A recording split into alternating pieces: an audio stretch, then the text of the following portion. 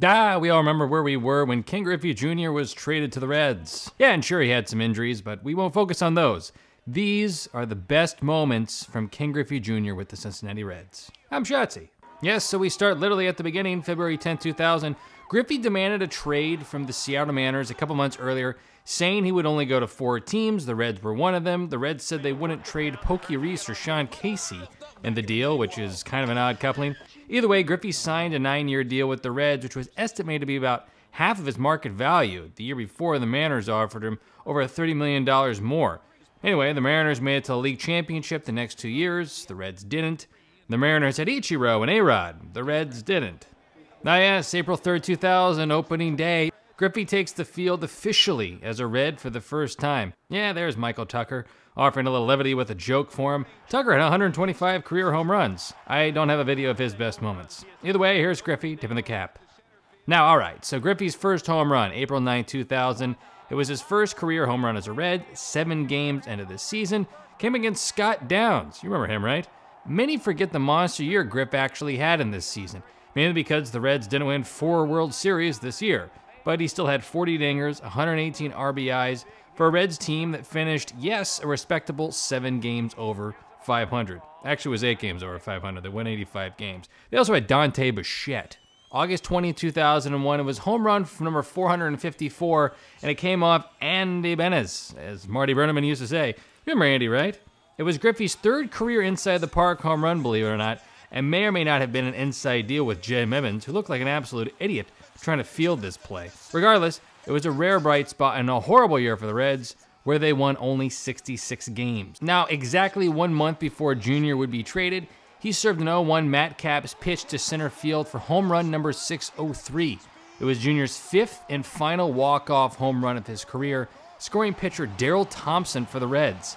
Yeah, even I don't remember who the hell Daryl Thompson is. And I remember everybody.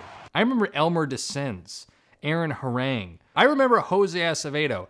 I don't know who Daryl Thompson is. All right, June 20th, 2004, Reds killer Matt Morris served up homer number 500 to the Kid. Fans became impatient how long it seemed to take Jr. to find number 500, but the reality is only a week passed between homer 499 and 500.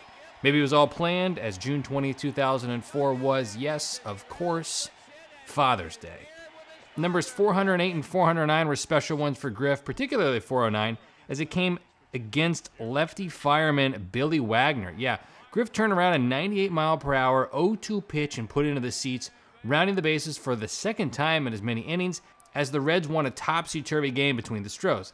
Now, it's safe to say the Astros didn't really care for Griffey's trot, as, if you guys remember this, the next day, Griffey was beamed in his first at-bat, right on his hip. Yes, June 24th, 2007, Griffey returns to Seattle and hits 2 home runs, both of them off of Miguel Bautista. The first a little unconventional, but the second one a no-doubter in true Griffey fashion. Seattle went absolutely crazy and gave him a standing O. The prodigal son had finally returned.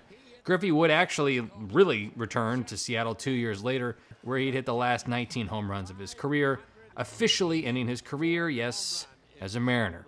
June 9, 2008, Jerry Hairston scores in front of Jr.'s 600th home run, and a desolate, what at the time were the Florida Marlins ballpark. Ken became the 6th member of the 600 club with this shot, who was joined later by Pujols, A-Rod, and Jim Thome. Finally, July 30th, 2008, Jr. takes Wandy Rodriguez, yes, deep for home run number 608. The next day, Griffey was traded to the White Sox. Griffey would exit his Reds career just 1 home run behind Sammy Sosa's number of 609, but we'd ultimately finished with 630 home runs.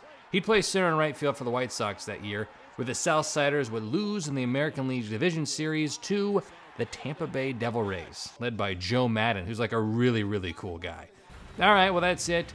The greatest memories in the history of the Reds Griffey era. I'm Shotzi.